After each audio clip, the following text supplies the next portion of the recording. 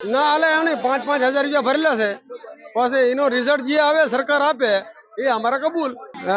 એને કીધું કે ભાઈ તમારા મકાન બની જાય તમે ફોર્મ ભરીને અને 5,000 રૂપિયા ભરી આવો, તો અમે 5 ફોર્મ ભર્યા અને પછી 5,000 રૂપિયા ભરી દીધા અને કશું કાંઈ રિઝલ્ટ આવ્યું નથી હજી.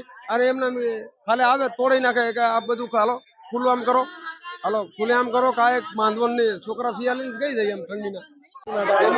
અમે અહીંયા ગોરવા વિસ્તારથી આવ્યા છે અમારા મકાનોનું કરી, અમને મકાનો આપવાની અપીલ કરેલી, અત્યારે હજુ લગીન મકાન મળ્યા નથી અને પાવતી પણ અમારા હાથમાં છે. અહીંયા આવીએ તો ધક્કા ખા કરીએ છીએ અમે. અત્યારે લગીન કશું પણ કાર્યવાહી થઈ નથી. અમે નાના છોકરા લઈને બહાર રોડ ઉપર પડી રહ્યા છે, જ્યાં અમારા મકાનો તોડી નાખ્યા થઈ. અહીંયા તારા વાખી મારે છે. અત્યારે અમારી રહેવાની કોઈ સુવિધા નથી, નાવા ધોવાની, ખાવા પીવાની કશી સુવિધા નથી. કોર્પોરેશન વાળા આવે છે તો અહીંયા હટાઈ કરે છે, અમારે જવાનું કઈ બાજુ. એટલે અમે અહીંયા એક જ અપીલ લઈને આવ્યા છે કે અમને ઘર આપો, અમારા મકાન આપો, બસ બીજી વાત નથી. અમે એ લોકોને સ્થળ ઉપર ગયા તો 130 મકાનો ફાળવેલા, મતલબ ખાલી પડ્યા છે.